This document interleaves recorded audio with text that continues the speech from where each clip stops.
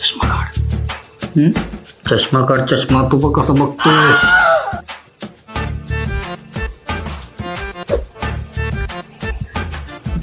माझा पोरगा. तुम्ही कोण? हिचा भाऊ.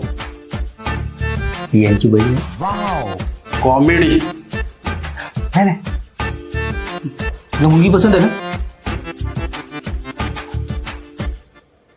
आम्हाला मुलगी पसंत आहे. आमच्या मुलाला काही प्रश्न विचारायचा असेल तर तुम्ही विचारा.